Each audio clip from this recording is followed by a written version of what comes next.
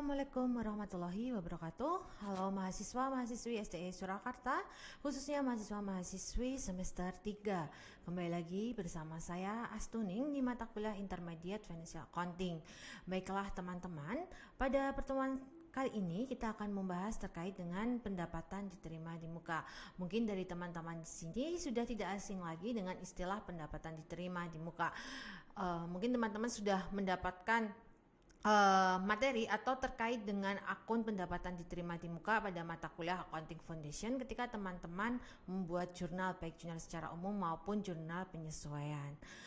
Baiklah teman-teman, terkait dengan pendapatan diterima di muka ini, pada intinya adalah ketika kita sudah menerima uangnya terlebih dahulu, tetapi kita melaksanakan kegiatannya itu masih di kemudian hari, atau kita memberikan manfaatnya itu masih di kemudian hari, Misalkan sebuah IO, kalau sekarang kita sering ada kegiatan konser di Solo. Nah, misalkan IO atau sponsor itu mengadakan konser live musik, misalkan musik live konser Dewa 19, dia menjual tiket dengan harganya misalkan 200.000, Nah, tiketnya itu sudah terjual habis sebelum dilaksanakan konsernya. Misalkan konsernya dilaksanakan di bulan Oktober ini. Nah, sudah terjual 200 tiket.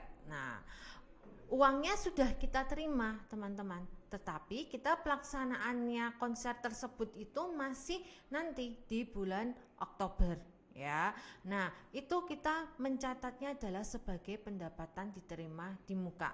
Nah, bagaimana jurnalnya ketika kita menerima uang tersebut? Pastinya kita misalkan tadi seperti kegiatan konser itu, kita mencatatnya di sini adalah yang pertama adalah misalkan kayak seperti ada orang yang minta jasa kita, kemudian misalkan kita jasa di bidang interior, habisnya itu adalah 6 juta. Nah, si customer ini sudah bayar dulu ke kita. Nah, kita itu mencatatnya ketika kita menerima uang, kita mencatatnya sebagai kas di debit, kemudian pendapatan diterima di muka di kredit. Itu pada saat kita menerima uangnya. Berbeda lagi teman-teman ketika kita akan mengakui pendapatan tersebut, atau kita sudah melaksanakan kegiatannya, Nah, jurnalnya adalah kita dibalik, mendebit pendapatan diterima di muka dan mengkredit pendapatan.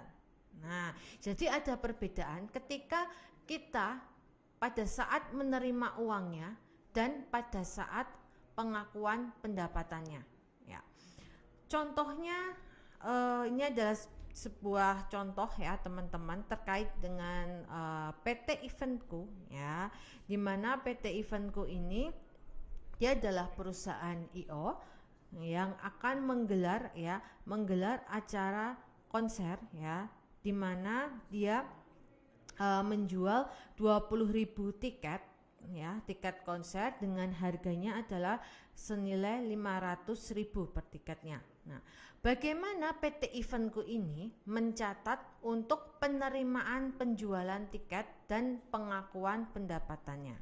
Nah, ketika perusahaan akan mencatat untuk terkait dengan penerimaannya atau penjualan tiketnya, maka PT Eventku ini akan mencatat jurnalnya adalah kas di debit senilai tadi 20.000 dikalikan dengan 500.000, 10 miliar. Kemudian pendapatan diterima di muka kita catat di posisi kredit senilai 10 miliar juga. Nah, berbeda ketika PT Eventku akan mengakui pendapatannya, teman-teman. Dia akan membuat jurnalnya adalah pendapatan diterima di muka pada posisi debit, kemudian kreditnya adalah pendapatan, masing-masing nominalnya adalah 10 miliar. Hal ini juga berlaku misalkan seperti contoh kita menyewakan gedung misalkan, ada orang yang ingin menyewa gedung kita selama 12 bulan, misalkan sebesar 10 juta, Nah, pada saat kita menerima uang sewa selama 12 bulan itu kita mencatat jurnalnya adalah kas di debit, sewa diterima di muka di kredit, karena itu adalah transaksi sewa teman-teman ya. Jadi kita harus menyesuaikan juga dengan konteks transaksinya. Selanjutnya, pada saat ya itu tadi dia menyewa di bulan Juni, kemudian saya ingin mengakui pendapatan tersebut di bulan Desember ya, makanya misal 31 Desember, maka saya mencatatnya adalah dari Juni ke Desember 7/12 dikalikan tadi 10 juta. Kemudian jurnalnya adalah apa? Berarti sewa diterima di muka di kredit, pendapatan sewanya di kredit, kalau yang sewa diterima di muka di debit ya. Jadi kita juga harus melihat dalam konteks transaksi apa, apakah sewa atau pendapatan jasa ya, atau penjualan tadi seperti tadi penjualan tiket gitu ya teman-teman ya.